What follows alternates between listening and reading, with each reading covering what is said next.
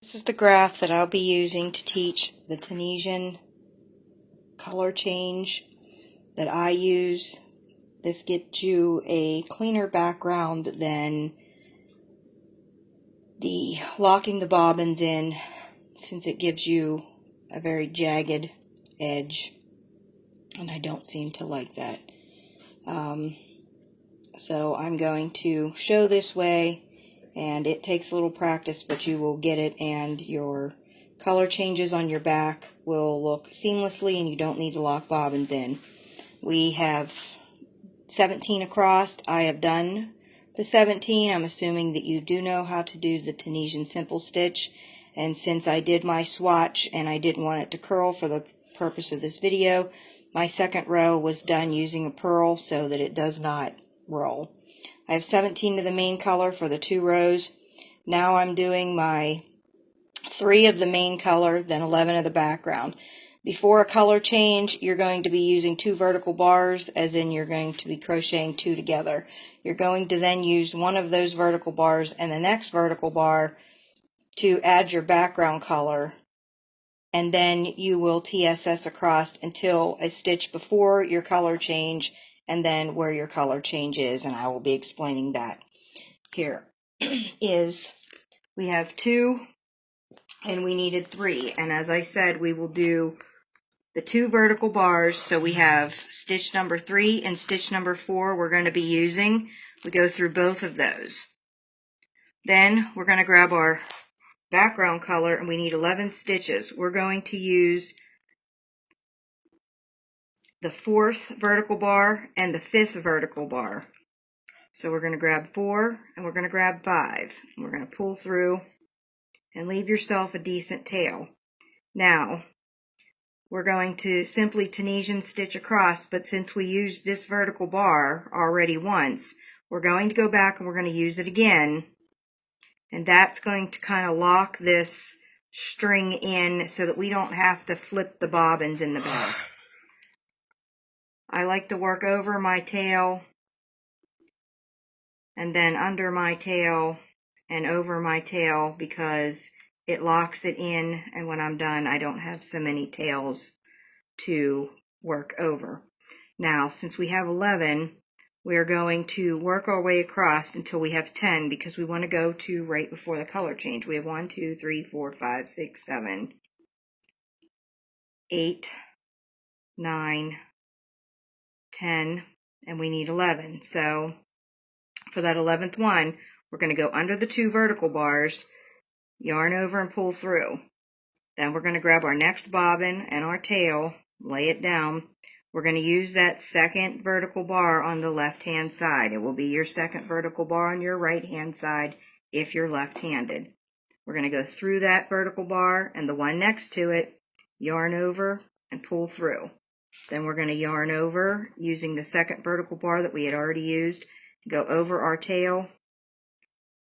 Then, since we're at the end and we only need 3 stitches, we're going to pull the tail back. We're going to go through the V on the end, yarn over and pull through. And now we have the 17 stitches we need cast on. 1, 2, 3, 4, 5, 6, 7, 8, 9, 10, 11, 12, 13, 14, 15, 16. Where did I lose one? 7, 8, 9, 10, 11, 12, 13, 14, 15, 16, 17. No, we did not. Okay. Then you're going to cast off as normal, go across, and you're going to cast off.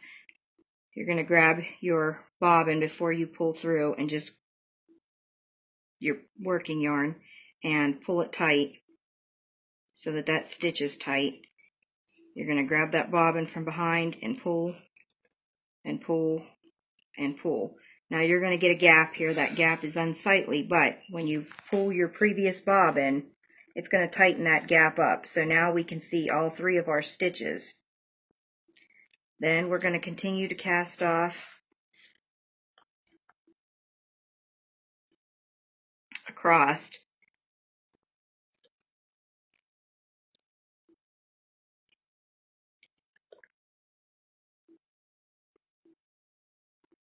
Pick up our main color and cast off.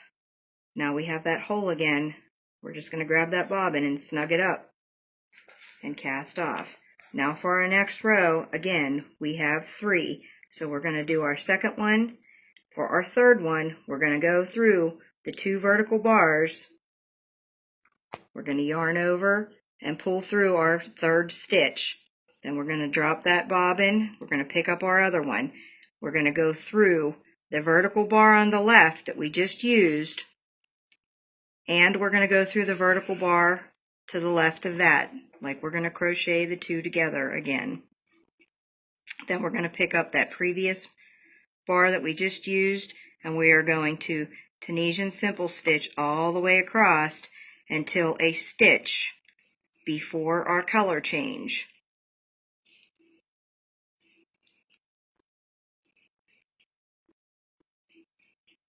Now there's our color change, so we're going to use the 2 vertical bars. You're going to yarn over and pull through. Drop your other color, find that second vertical bar, go through that vertical bar and the one next to it, yarn over and pull through. Then we're going to use that second vertical bar again, and we want the V that's on our end so that we get a nice clean edge. And then you will continue to casting off 1, and then 2, and 2. Now we're to the color change, so we're going to pick up our bobbin from below, and we're going to continue to cast off. Once I get a few cast off, I tighten the previous bobbin and cast off across.